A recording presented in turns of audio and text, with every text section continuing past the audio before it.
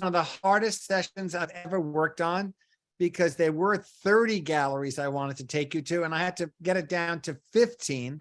Then I had to get it down to 1, 2, 3, 4, 5, 6, 7, 8, 9, 10, 12. And then my amazing partner in this, Sophia, said, Toby, you're getting carried away too much, too much. And it was so hard. Can you testify that it was very hard for me to knock people out? It was painful. It's my fault. No, it's not your fault. It's a reality. I think we should all ask Ari if I can have 2 hours instead of the amount that I have, because there's so many good, so many good exhibitions. And what I did is, I don't want anyone to say to me, but we saw this review in the New York Times and you didn't cover it. Well, it was on my list, but we have too many people. The other thing is, between when I was supposed to do it and I made a mistake because I had an opening, there was a great show of Joan Mitchell that closed, so I took that off. But I want you to understand, first of all, you're going to get a list later that has the dates of when the shows close. In case anyone's in New York, you can still go by and see it. I'm very proud that my daughter now writes a lot on art, and she now takes the list that I make for you guys, because last Shabbat, 3 of the people that we talked about were reviewed, and I'd sent out the thing to Ari over a week ago, so I didn't know it. And almost every show we saw was reviewed in the last 2 or 3 weeks in different papers, not only the New York Times, either the New Yorker. So what I try and do is show you artists at different stages in their life, very different exhibitions, and artists who are making work for different reasons there. So one of the artists that I think many of you are going to have a problem with, but I'm telling you before we see the show, is Paul Pfeiffer, and it's called Red, Green, and Blue.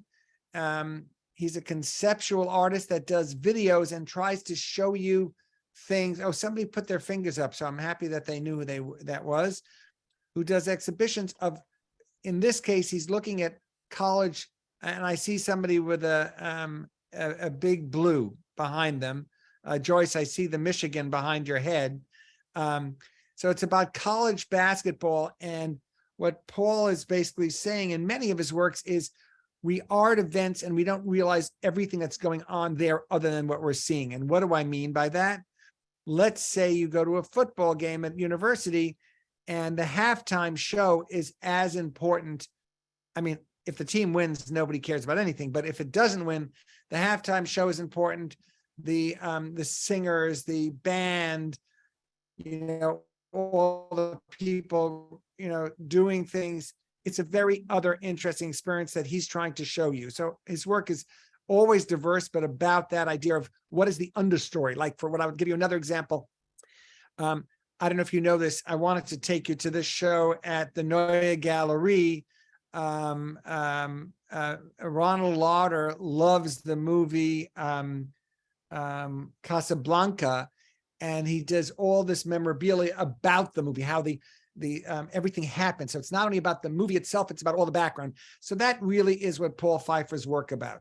Now, Angel Otero is the first person we're seeing. He just was taken on by Hauser and Wirth, which is considered one of the best galleries in the world.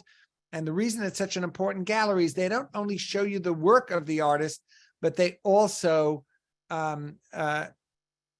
give you a lot of history about him. So many of the press releases, you're going to see the press release coming on. This is the first show at Hauser and Wirth. They're not only infomercials. And what do I mean by an infomercial?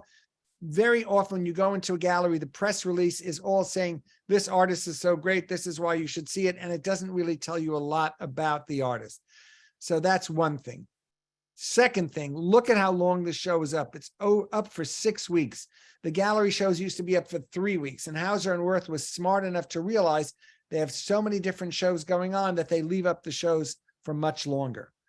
Also, I love that the name of the artist and the image is on top of an image of his. All right, let's go down. If the video works, we're going to do it. Other than that, we'll just see the video for a minute or two. I want you to see how he works. So let's go to the beginning. If it works, it works. And if not, then I'll tell you about the show.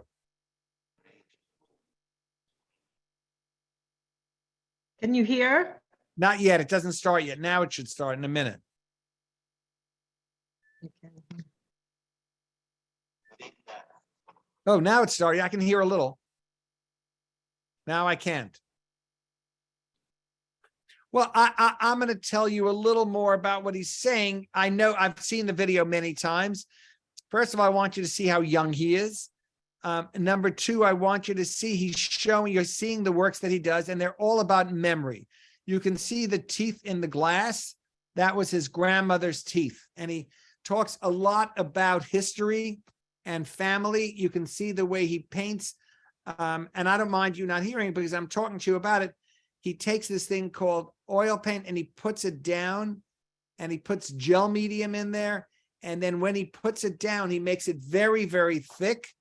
And then he puts it on a piece of plastic. And then eventually he collages that onto the surface.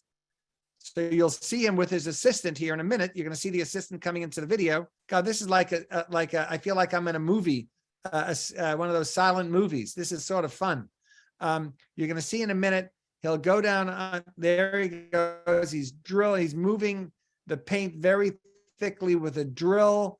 And then you'll see him and his assistant pouring it down on glass. And then they take the pieces and they put it on to the surface. And why do I think it's so important? And why do I like showing you these videos? And the reason I like showing you these videos is that you learn a lot from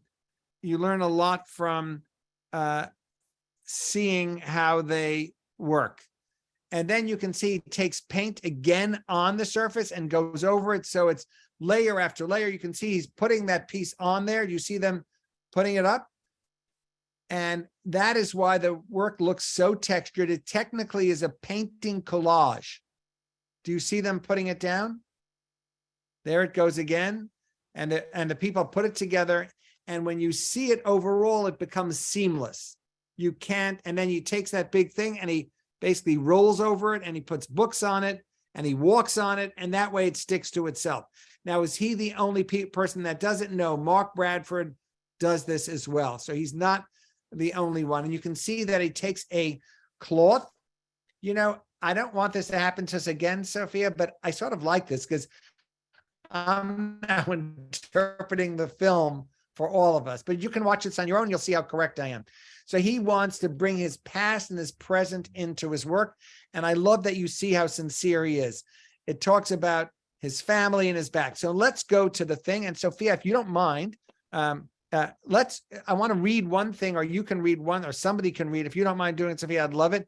And then it goes down to each one, but let's go back a little and you can read. Here it goes, not the solo show here. Well, a few of these new works are predominantly, if you can write that, you sure. can read that paragraph, that's perfect. I'll try. Okay. While a few of the new works are predominantly abstract in nature, like 100 Dreams from Now On 2022, numerous compositions also represent quotidian objects that Otero has imbued with surreal qualities, blurring the line between gesture and illusion, documentation and recollection, to evoke a dreamlike state of consciousness. In the work titled Concerto 2022, an upright piano from Christian background, the instrument is surrounded by objects that have become staples of Otero's visual language. Paint buckets, an old table lamp, an aluminum cooking pot, and Denver's soaking in drinking glass. Meanwhile, a school of goldfish, another recurrent motif, rains down upon the piano keys in a hypergonic, I don't know how to say the hypergonic melodic performance. Below, the floor is covered by ceramic tiles decorated with a pattern inspired by traditional tiles from 16th century Spain, found throughout homes in Puerto Rico. The tiles reflect both the artist's personal recollections and the collective memory of colonialism. Thank you. You know, so if you see the video later, you'll hear more about that, but that explains all. Now, I believe deeply very important for us to look at the paintings and know a little information, and also know that he can paint photorealistically, but doesn't always want. Another thing that started because of COVID is you see on the side, it says the name, oil on paint, oil on skins, collaged on canvas. It says the size, inquired to purchase. Now, just to let you all know, I think the whole show is sold out, but it does. So that way you do it. And then if you press on that, you have to fill out a whole thing and then you go back. But even if it's sold out, they do that to see if you're interested in them. So each one has the image, and then you get to press to the next one and you get a blow up.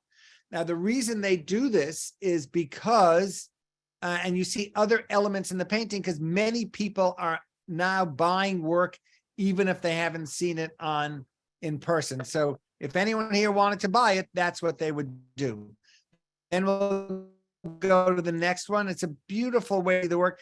Now, I have to say, and I'd love to hear from you, anyone in the group, this makes me think of a lot of Matisse, and it looks also like other, like that famous Red Room of Matisse that just had a show at MoMA. And it also makes me think of other very color oriented, like Bonnard or other artists who use rich color. I love these colors.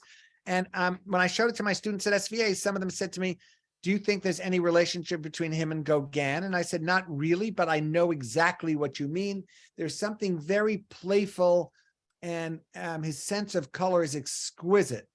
So, and also you can see the scale. The scale is really quite large. They're very beautiful. And I also love the very simple frame. Now, the reason I like that they show you the blow-ups is then you can see the texture. The texture is gorgeous. Let's go to the next. And the next, you just, so these are, now you get back to scale. Go back for a minute. You see the woman's size. Why do they do that? Because it's much easier for you to understand the scale when somebody's standing there. Now, somebody would say to me, why is everyone always wearing black in these things? Because these people work for the gallery and they don't want something with beautiful clothing that's all different colors distracting from the painting. So do I think that's an accident? I know it's not an accident. All right, let's go to the next. Agree. Yeah. So this talks about the images. This shows you the things. It shows you, I love this one. Now look at this one. Stop here for a minute. Oh, no, go back. And so now you see the scale, but keep going and you'll see. This one? Yeah, I love it. Now look on the top. Do you see what that is on the top? Yes, you see what that is? That is when you want to have air for another room, and it's painted so photorealistically. I was there with my students. This is so funny. I'm a grown-up. You all know that I'm not 18, 20, or 30. And my students kept saying, Toby, did he collage that? And I'm going, look at it. It's painted. And they go, no, are you sure? And I'm going, are you completely nuts? It's painted. And they didn't believe me because it looked, do you see how realistic it looks? So if you feel I'm nuts, I'm not nuts. I was there. I promise it's Hanukkah. I would never lie, whether it's Hanukkah or not. It is really painted that way. And there it says, learn more. And this is a new thing that Hauser & Wirth is one of the few galleries that do this, where they give you information. And I love that information. So there's a little written statement, and then it tells you more. Look, that's what I want you to see. You see the clocks in there? It's so conceptually interesting. It's about time going by, history. You know, you come from Puerto Rico, then you live in America, you live in Florida, you live wherever you live. You take your past with you. And I wish this class was 2 or 3 hours, because I'd love to hear from all of you about how you take your past with you. And I think we all do that. I just had a review in the papers, a very wonderful review of my show. And I said, which I didn't realize to the interviewer, my painting is only complete when somebody has looked at it and had a relationship with it. I believe that with all art, the art only gets done once you bring your history with it. So let's go to the next. It's just, I love that painting. Look at that. So beautifully painted. Very interesting sense of space.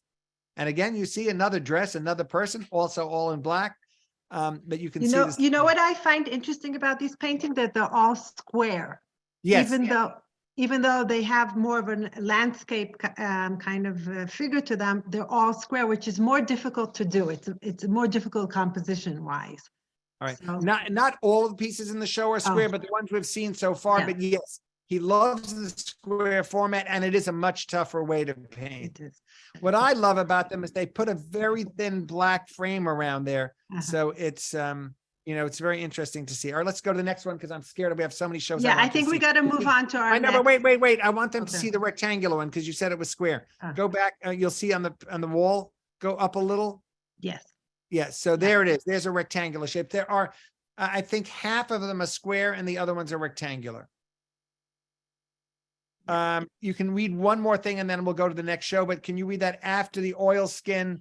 After the oil skin is scrapped and not good for me, adhered to canvas. Adhered, thank you.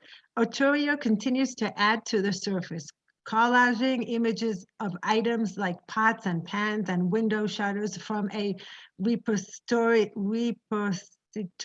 and previously made work to create an entire new multi-layered composition. That's all you have to read. What I wanted you to understand is that collage, because in the video, he says that we didn't have the video now, but I want you to understand that beautiful thing that I loved on the upper corner, that window shutter, was from another piece of work that he said, oh, this would look great in the painting. So what I want to say with him is that his work is all about the experience of having it. And it's a great segue to the next artist that we're seeing, and it was Pat Steer.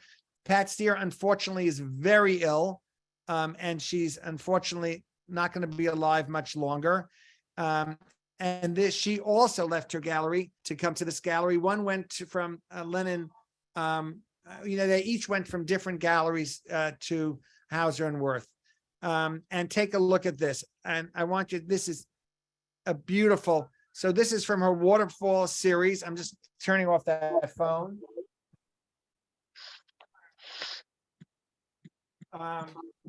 This is from the waterfall series. You can see it's a huge painting. I'm so sorry. It's a huge painting, and you can see here she loves, she puts the paint down. She puts paint down and lets it continue dripping after she leaves the room. So the reason I thought I should put this right after this one is Angel Otero adds to the painting as he's painting, and she lets her painting continue as she works on it. So we're going to go to the video and you're going to watch her painting, and I'll talk over the video as well. Now, Pat is also a friend of mine. She and I had solo shows at the Albright-Knox Museum together. That's her. That's the gallery. The video should be, that's her now. She unfortunately is in a wheelchair. And where's the video? I've got it down. Yeah, I'll 1 second. I'm gonna share it from. I hope you're all having fun. I'm having fun, so I'm hoping you are. So she always had assistants, and she used something called a cherry picker.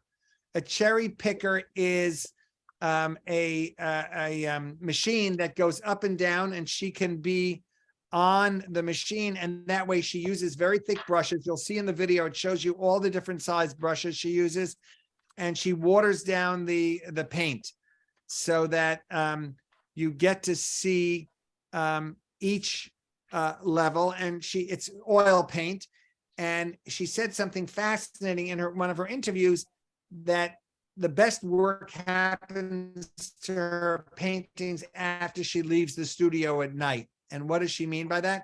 You're going to watch her take her very thick brushes, put the paint down on the canvas, and you watch, it almost looks like a waterfall. As the paint comes down, you watch the painting change. So what's fascinating is, as she says, you don't always realize what is happening to the painting. She has an inkling, she says. She knows the direction it's going in, but she doesn't necessarily know how it's going to land up. So did we find it? Oh, I'm sharing it now. You don't see what I'm sharing? I see nothing. I just see 7 different videos. Oh my God. Okay, 1 second. I'm sorry. I am sorry. I am sorry. We love you anyway. Thank you. You're very challenging, Toby, but here we go. There it is. That's her.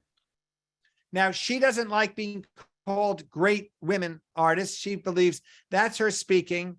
And oh, this is good because she can't speak so well. They're going to show you the word, right there it is. You see that there's writing underneath. So these paintings were done by putting down a base color, and then she takes can you read what's written there? Yeah. Good. And she believes that each different colors bring you different things. And so she's, and she loves the act of painting. So there she is on that's called a cherry picker. She has buckets of paint. She takes the brush, and she has all different size brushes. She puts it down, and then you'll see the paint comes down. And she uses color theory. She talks about the fact that she loves color theory. And when you put a oil paint on top of a dried oil paint that has turpentine in there, you see these striations of line that it looks almost like a waterfall. And here she knows color theory very well. So she puts down and she makes her own buckets of paint. I am such a fan of her. She's one of the nicest people. And I'm so sorry she's ending it's such a hard end of her life. And you can read what she writes. Today, I'm going to do a brushstroke, and each color reacts to the color underneath. The process of just pouring the paint and letting it become what it is. And she talks about that it's very hard for her to let control, but she loves that randomness. So what I thought was interesting is to show you two artists, one that uses history in one way and the other one who uses painting history in another way. And I think her work is beautiful. If anyone has any questions, I'd love to answer. Anyone have any questions on that? So now we're going to go to a very different. I do. Yeah. What price range are these selling for? In the millions. Okay. They used to be like 500,000 or 600,000. I think since she moved galleries, I think it's gone to, if not $1 million, almost $1 million. And that one is from 2005. If you were in my class in New York, I took you to that show at the other gallery. I love her painting so much. And you can see the drips. It feels like you're in water. Let's go to the next one. This painting, I'm sure, is only going to a museum. So these are all the other ones. Now look at this. Now I teach color theory at university. Go to the next ones. You see, those are primary colors, blue, yellow, and red. And she plays with you in different ways. And the little ones in the middle look very much like windows. Do you see what I mean by that? Looks like you're going into that. Cher, I paint water often, but I don't depict it. I love what she says. Let me read it one more time. Just keep that. I paint water often, but I don't depict it. Is the paint itself that flows. I love that statement because she is saying that she's very modest, by the way. She's a great painter. Her early work was very figurative. If you want to Google her, she and I showed 30 years ago at a gallery in Florida called Gloria Luria Gallery, and she was painting big flower paintings. So she came to this. It's not out of laziness. It's out of a way of thinking. And she likes the idea of what is Eastern and Western space. She also was best friends with Rothko's daughter. And many years ago, I showed a video of hers when she went and did a whole series of paintings in honor of Mark Rothko. I hope you find her work compelling. I love it. All right, let's go to the next. Should we go to the next artist? Or No. Next, Yeah. I wanted them to see the oranges. Look at how beautiful. You would think that they're not looking so different, but look at how amazingly different they look. I love that so much. And when you see one alone, you begin to see all the depth. Now, somebody will say to me, why did she switch galleries? And you see that grid that she put on that one. I love that grid. Why does she leave galleries? This gallery has galleries all over the world, and they were able to bring, I think before she died, and since she knows she's very ill, she wanted to be with somebody who would take over the whole artist, meaning they're not only interested in these works, but they're interested in all of her career. A very interesting happened in the New York Times this weekend that Philip Guston's daughter gave an amazing amount of Philip Guston's work to the Metropolitan Museum because they wanted to have a museum that promised to keep a lot of work up at a given time. And I think artists, many artists, including this artist, meaning me, I care a lot about where my art is seen. I'd rather it be on a wall than in storage. So that's very important. So that's one of the reasons I think she went with this gallery. They were able to ensure that she'd be in great museums collections and that the work would sell for the appropriate price. All right, let's go to the next. So you can see her face again about the artist. It says all these great things. Also, she talks a lot in the video. When you watch it, I want you all to promise me if you thought I did a good job today, I want you to go and watch the videos on your own and then send Ari emails to send to me. She talks a lot about what it means to be a great artist, not a great woman artist. And I think that is a very profound thing to state for women of that generation. Younger women would not think that anymore. But Joan Mitchell, we didn't have that video this week but Joan Mitchell was up at the same time as this, and I took my class to see two great women. She talked about that before she died. She left New York. She moved to France because she didn't want to be seen as a woman artist. She was an artist who was a woman. Very big difference. All right, let's go to Paul Pfeiffer. Now, this will be a challenge for me because this video is all, no, we're doing that one first. Okay, that's whatever you prefer. I'd rather do the other one first because okay, sure. Harry James Marshall. So this is Paul Pfeiffer. We'll see him in a minute. Paul Pfeiffer is a video artist, and he's the one that I told you about going to university. I can change it if you want. Is this easy? No. I'm putting it on now. Just a second, and it's going to be on the video. Just a second. People are asking questions in the chat. I don't see anything in the chat. No, yet. I haven't seen. So okay. It's okay. They do because I really want people to ask questions. I took a lot of energy picking the right. So this to me is riveting. I'm sorry you're not hearing the sound, but you would hear it. But let me tell you what he's doing. This is another game, and he shows you what's happening during the game. Watch, do you understand? He's watching people watch what's happening along with the exhibition. Now, this is not the show that's up right now. This is another video from a few years ago, but it's so interesting to see what people are thinking about during the advertisement, during the actual lectures. And there's one that there is him, that's the artist, that's Paul Pfeiffer, and he's fascinated by, and you'll hear it in the video when you watch it on your own. He's going to say, like, I was really interested in watching some of the movements, but I didn't want anyone else around there. So you're going to see what he does with his video. He eliminates all the other people. So what he's doing is he's giving you the experience of what he wants to see, not what's there. But so he follows it, and he has a degree in photography and filmmaking, and he's going to these exhibitions and these sports things, and he's showing you the parts that fascinates him, like how does the ball look in the hand? How does it look leaving the hand? Now, I have to tell you something, and don't be annoyed at me. I'm not a sports person. I love museums and dance and theater, but I'm not as much, and I don't go to every game, but I'm very lucky that I have collectors who take me to shows, and they sometimes get me seats at ringside, and I'm sitting there like, oh my God, this is so amazing. Very different. So watch what he's going to do now. Watch this. This is godless, as we say in French. You see, he got rid of everybody in there. You see, every image is gone, and he's fascinated with the way he looks, and he says, oh my God, that reminds me of Francis Bacon. And I don't know, Sophia, do you know this artist? I love his work. Yeah, it's amazing.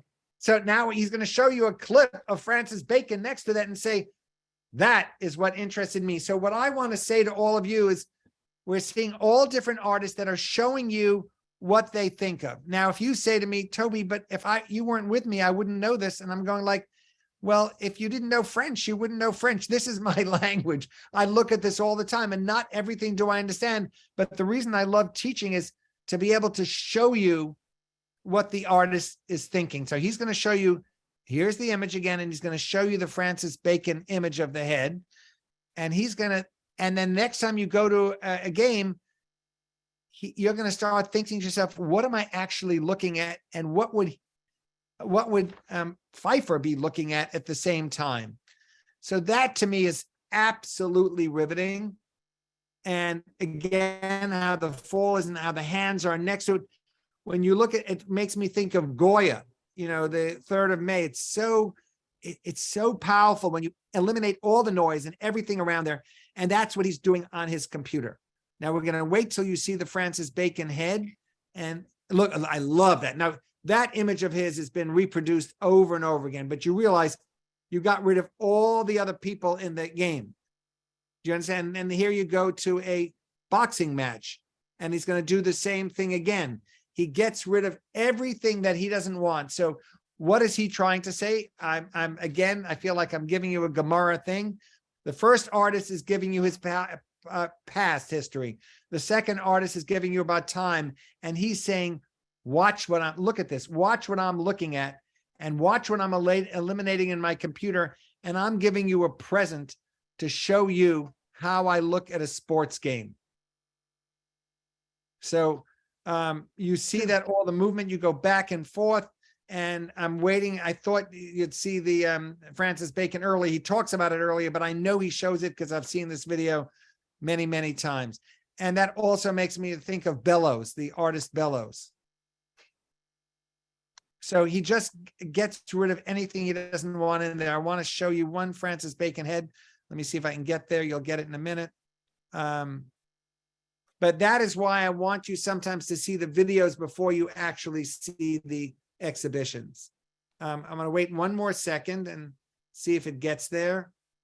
That's him in his room. That's the famous photographs that are in the gallery. Then he shows you the TV that's in the gallery. When he does a show, he takes out the stills, he takes out the videos, and you see all the things that he took out of the actual experience. And that's when they won the award, and he has it just floating in the air, but he gets rid of all the people. So Fantastic. I know he's a genius, but I want them to all see the Francis Bacon face for a minute. We'll have to Google it afterwards. No, it'll come. I know it'll come because we're the end. I know. So maybe it's the last second. Well, it was in there. You have to trust me then if you don't see it. Well, now it's from the beginning again. Oh, all right. So now we'll see. So now you'll see the show. So what he's doing at this show is he's at a university. He's at a university exhibition, and watch what he starts with. It's right next to a cemetery. So when you come into the gallery, you see an image of a cemetery, and then you hear the band playing. So in the room of the gallery, there are different, that's why it's called green, red, green, and blue. The backgrounds in the gallery change colors for the moods of what the video is like. Okay, So can you see the screen of the gallery? I Toby? see it beautifully, Okay, yes. good. So go to the next one. Now, this is very emotional for me. I beg you all, promise me that you're going to listen to the videos, because in here, you hear the band playing very loudly, and it's a cemetery. And you don't see that behind these walls all the action is taking place not there. And I think it's a brilliant move of his that these are gravestones, hearing everything going on, and all the other action is taking place inside. 1 second, So Toby. I don't he- understand. These heads are heads of gravestones. Is that what you're saying? No, but right, that is, these are in the cemetery. There are these figures inside the cemetery, near where people are buried. So this whole section is a meditative, and when you come into the gallery, you hear bump, bump, all the music going, and you see this, and you hear the rustling of the trees. Then you go in. This to me is so brilliant.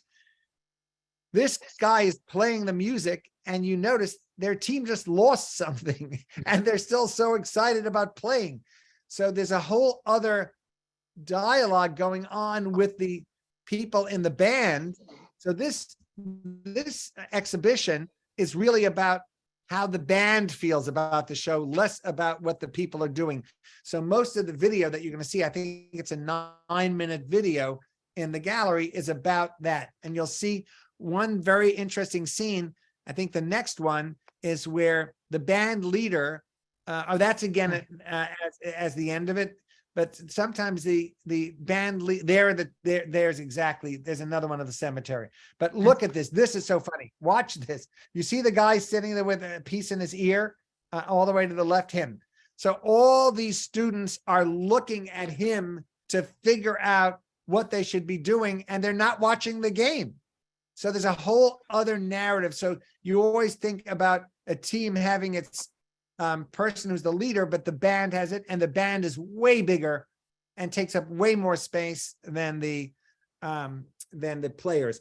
And the reason I wanted to show you that show was I wanted you to understand a third artist. So now this is the third artist that we're seeing that is trying to show you a very different way of looking at an experience that's a very larger than life experience.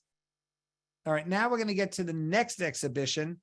And this is Kerry James Marshall, who has a show called The Exquisite Corpse. Does anyone want to volunteer what The Exquisite Corpse is? It's very famous. And I'm putting this into the, you'll see the videos that you get. Anyone want to talk about The Exquisite Corpse? Anyone know when it started? Anyone? I'll answer it if not. Oh, somebody's raising their hand. I love it. Why don't you type in what it is? Because I'd rather you say it than me say it. I think that's Robin. You're about to say it. Yeah. Shit. Shoot. Can I just say it? Yeah, say it. I want. Okay, Toby. He's a professor at Louisiana State or University of Louisiana. He's a Jewish guy from Romania. I can't think of his name though, but then he has a publication called The Exquisite Corpse, and I think it's literature. Is it very poetry? good? Very good. But when did it start? It started a long time ago. Oh yes. I thought it was the surrealists.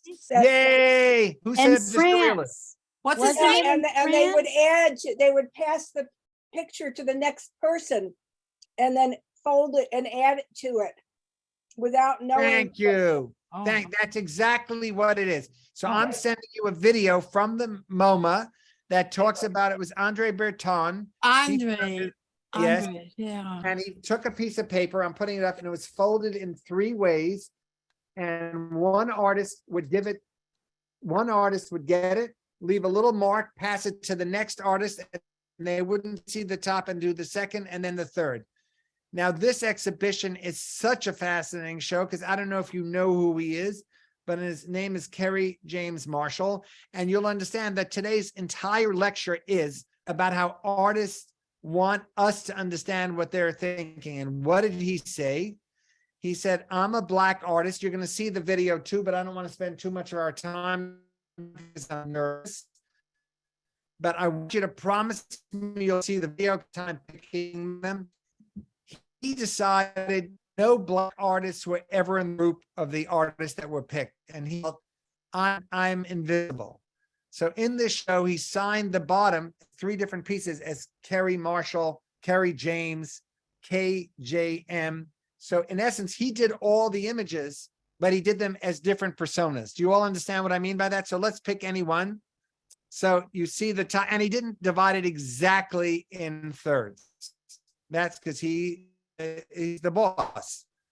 And it talks about, I love all these pieces about different elements that he wants to put together to tell a story. So it's a very different visual narrative. I'm hoping you all understand what I'm doing today. Again, like a go over. First artist going back in his memories of his life.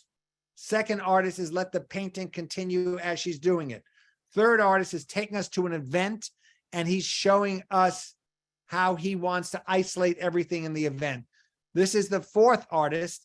And he's saying, think about art history, think about women, how they were perceived.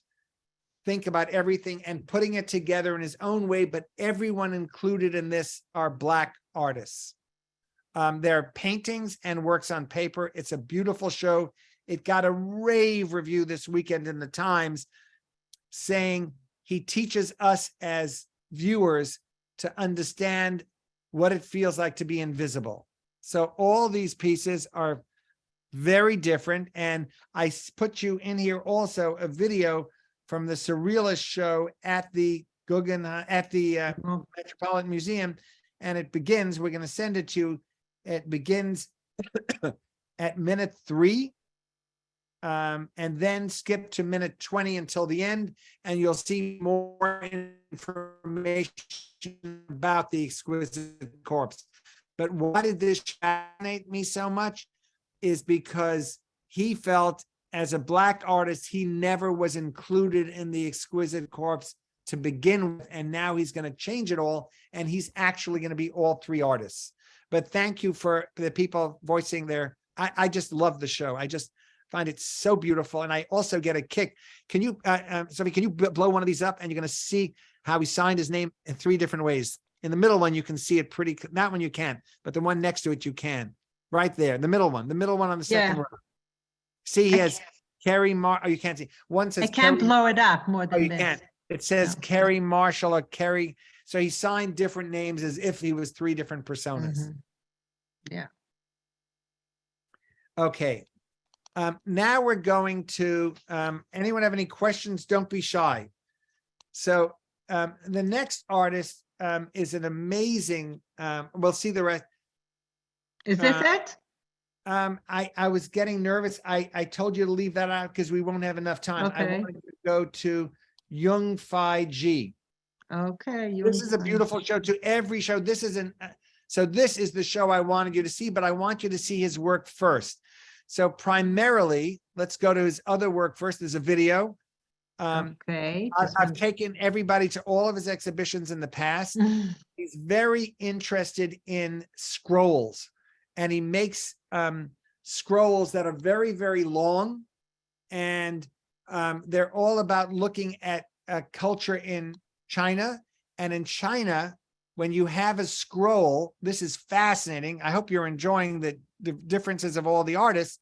When you're a Chinese artist and you do a scroll, the people that buy the scroll can write their commentary on the side in red.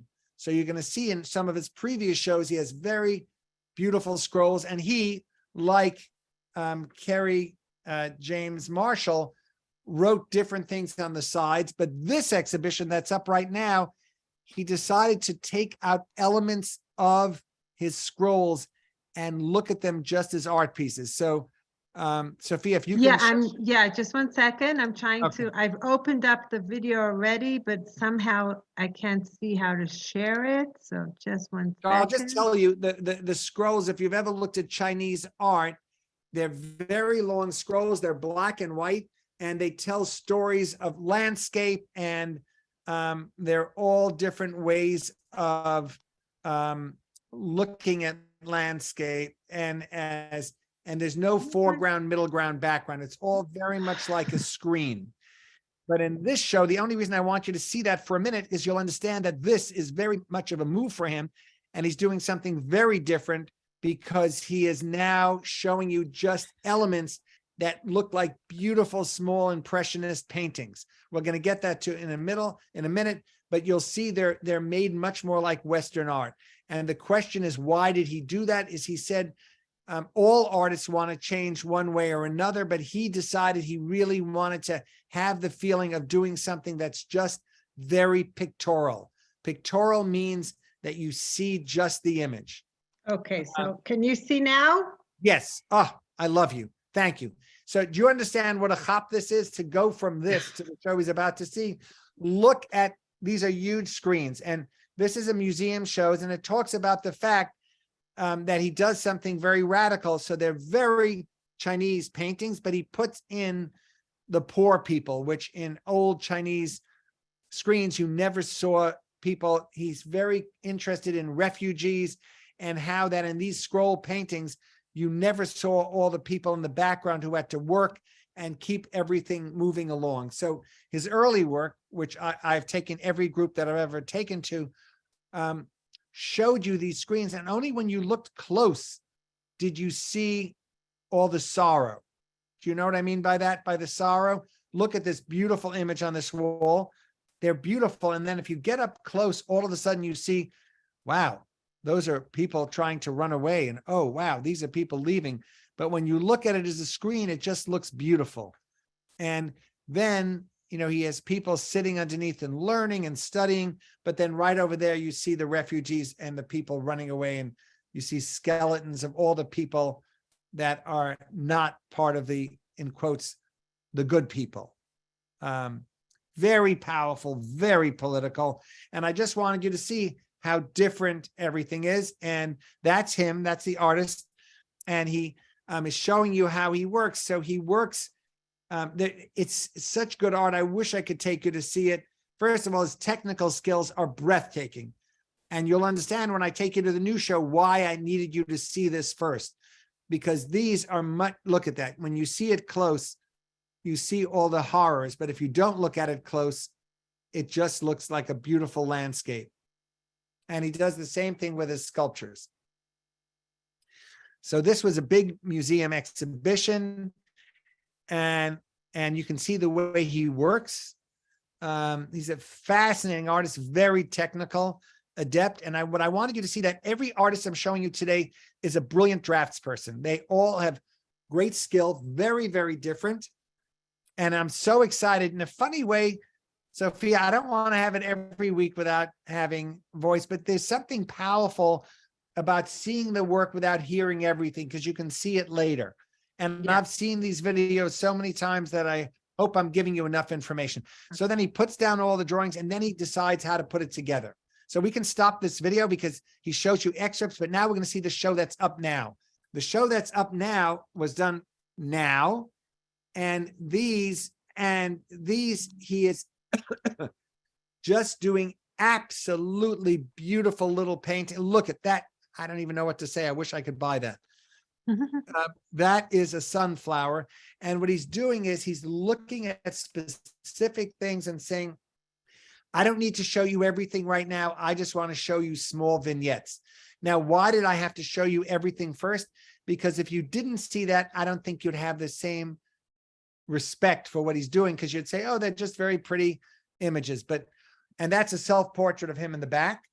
And that's why they have the person standing there to see the scale. And it's about very much, I'm sure you realize why I did this, that I had him right after Carrie Mae Marshall. It's making us learn to see what he is seeing. And I think that's what makes a great artist. A great artist takes you on a journey and makes you grow. And you'd say to me, but if his other works, look at these. Oh, I love these. Again, Bernard, they're just gorgeous paintings. Any one of them I love. And what I want you to see is that he doesn't have to do this because his other work sold really well. He got bored and he wanted to show you something else. He's not changing totally. Again, he's still showing you a young woman cleaning up in front of her house. He's still showing you, a bed of a worker, and he's still showing you everything, but in a very different way. And do I think it looks very different because of the color? Yes, I do. And this reminds me a lot of Matisse, but also a lot of the post-impressionists. And look at that. So I can't even tell you how beautiful these are. I mean, the red truck is waiting, and it's all about life and continuity. And I was telling people in my class at university, I'm sad by the frames on these. I wish the frames were white. And why do I say the frames should be white? Because if you remember his show from 5 years ago, the big screens were white, and then it lets you look at the image and it doesn't break the image for you. And by having a brown edge, it basically says, this is where the painting ends, and this is how I want to see it. So I want you all to understand that how something is framed is not as important as the painting, but it's very important as well. All right, look at that. Gorgeous. By the way, how many minutes do I have left? I'm getting nervous. Well, we're approaching 2:30 or 12:30 or whatever it is. And we have like I don't know, 15, 20 minutes left. Good. depends Thank on- God. Thank God. We have another artist. I want to Okay, finish good. this. Good. I Okay, want so to finish this way. Keep I just going. want to remark that in these paintings, the fact that he colors it in, it really flattens the image, right, Toby? Yes, yes, 100%. And not only does that, thank you for bringing that up, because he doesn't do the borders in the way a typical Western art would do. He does it very much like a fill in by numbers. When I looked at this first, it made me think of Bernard. Yeah. And Boyard, and it's very, you see, thank you for saying that. Oh my God. One of the artists we didn't see today who I wanted to compare him to was another artist who I love, whose name is Billy Childish, and Billy Childish paints on linen also, and you can see the linen behind there. Thank you for saying that, because he doesn't cover the whole surface. He paints in specific areas. Okay. I love that image. Yeah, they're fantastic. Yeah. Fantastic. And again, you are so right. They're very, look at, I love that one again. I love the whole show. And they're not that big. But it's so true that because you showed us the video beforehand and his previous work, I really get a better understanding of these works. I think that if I would have walked into the gallery and only see these, I say, okay, they're very pretty. I understand their imagery. I understand the complicity of the image. But the fact that I saw those scrolls beforehand make it much more of a broader image of what the artist is doing. So what I want to say to all of you is, and why I love continuing to teach, I think it's very important, as with anything in life, that you know the background of anything. Yeah. In other words, when you know somebody's story, it gives you much more insight to what they're trying to do. So yes, you are correct. If I don't know, I'll be 100% honest. I love the show, but if I didn't know who he was and what he was doing, I would say they're too derivative of art history. But as I do know what he's doing, I think it makes perfect sense. And he's trying to show you what else interests him. Yeah. So what I'm telling all of you to do is, if you like an artist, try and find out as much information about the artist as possible, because every great artist I've ever met has changed over years. I know that I have too. And I told you all I had that show at the Phillips, and I looked at my work from 1977 and 2022. There were certain similarities, but there was a lot that was very different. Mm-hmm. Now let's end with a very young artist, very, very young artist. And these are made out of, that's what's so interesting. If you don't mind, if somebody doesn't mind reading paragraph 2, these are made out of leather. They look like African masks. And yes, you are right. They do look like African masks, but they're made from old fur coats, leather bags, all different leather things that the artist is then making into these African masks that relate to the history. And here, there's something very interesting. Let me get that one. I'm trying to find it back. 1 second. Okay. There it is. The paragraph 2, following her, representing, she was in the Venice Biennale. She's really important. No, following her presentation, Divine Giants Tribunal at the 2000 Venice Biennale, Lois continues to create anthropomorphic forms inspired by those in your urban mass drama, ones which are spiritually activated by the, I can't read this. Wearer and the audience. Yeah, the font is not so easy for me. I know mine. I can't either. I'm putting my head in. So by none of us. Okay, and what is it saying? And by extension, their community. So basically what it's saying is, she's looking at these masks. She was born in Toronto. I'll give you a quick, she was self-taught artist. The reason I'm doing this in the video, which you'll see later, it talks about her life in Toronto. And then she moved to America, and now she's considered one of the most important living artists. And what I found riveting about these works is, again, and you'll see what I tried to do today in the lecture, she is taking, some very nice gentleman gave her all these furs from an old warehouse, and she turned them into something totally different. And the reason I wanted to end with her today was I wanted you to see a very young artist who's thinking about material and reinventing history and masks and shamans and all different types of art forms and making them her own. They're huge.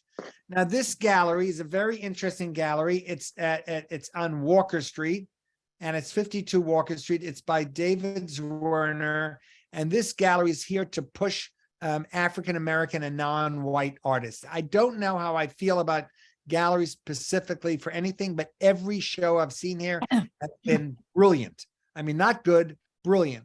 So I'm not sure how I feel, and I'm not gonna say one way or another, but I think it's the world has changed very much, and there's an importance to have inclusivity and show you very different works. But I think this work would look breathtaking anywhere I saw it. And it's very much about her way of thinking.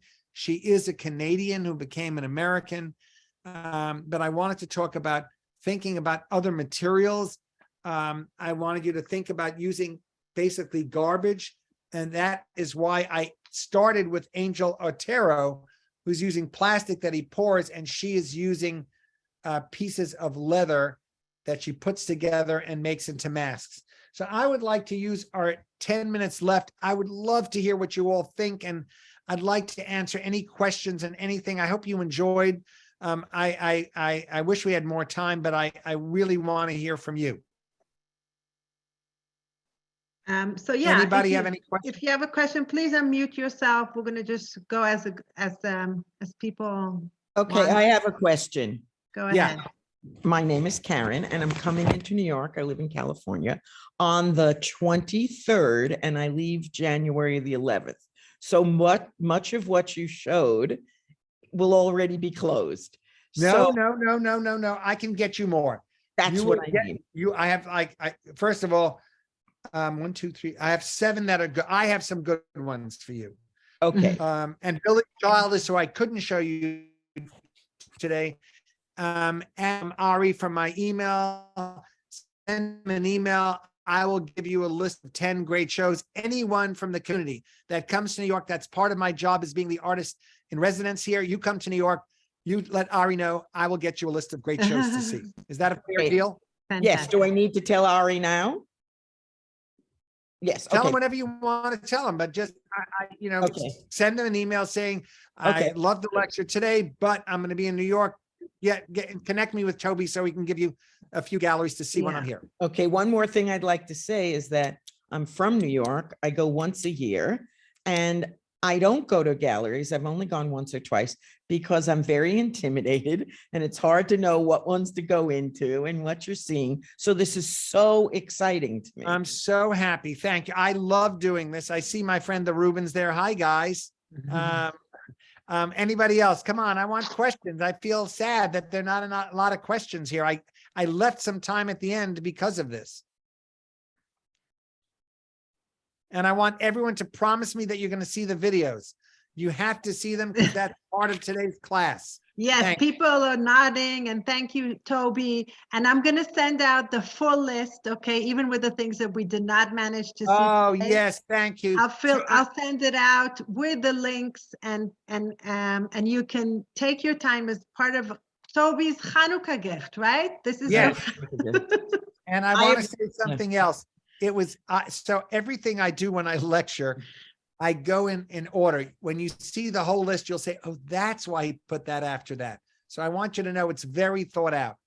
Yes. I couldn't, one more thing, I couldn't tell if Yun Fei Ji is at 52 Walker also. I did not see an address. And Well, right. I'll send it out to you, Well, Karen. I'll it send is it there. all out to you. So you'll Okay. be very, very, I'm very very detailed, thorough. very I'm thorough. very neurotic. Thorough Yeah. or neurotic, you can pick which one. Exactly. And Thank- Toby really organized it very well. So thank you so much, Thank Toby. you. Really Can we- appreciate it. Can Yes, we see an example of Toby's work? I will send also a link to Toby's work, and website. also Toby, send me the latest review of your exhibition. And I'll be happy to share it. I got a rave review on Friday for the show. it was very emotional to me because the writer said that my work filled in 3 different slots. And I Wow. love the slots that he wrote. Your work is please- showing so now please, in yeah. York? So please share with us that review, okay? And your I will. I'll latest. do it Sharon will do it in 5 minutes. Okay, Toby, you're showing, Yeah. you have art showing in Manhattan now? Not in Manhattan. I have a show on Long Island that's up for another month, but it's an hour and a half out of the city. It's the Museum of no. Modern Art of Long Island. Okay, because fine, I start in Long Island. That's where I'm going to first, and then In Manhattan. Patchogue. It's in Patchogue, Long Island. fantastic. And it's the Long Island what? Museum? It's gonna, we're gonna send you it's gonna say it in the review. I'll Thank you. send it I'm out. sorry. Okay, Keep thank on you interrupting. all. Thank Toda you. rabba. Have a great Thank you, Toby. Hanukkah, full of Happy light Hanukkah. and, Thank and you. Hanukkah. Watch the happiness. videos. Hanukkah. Thank Happy And the you. next time- Hanukkah. See you all. Sameach. And the next time we meet, we'll have the videos back online. It was just one of Yeah. those one-day glitches. I promise, it was my computer that is still in the fixing. Thank Toby, you so toda much. rabba. And Bye. but not. Also, happy Hanukkah. Thank you, thank you. Thank you. Bye. Bye.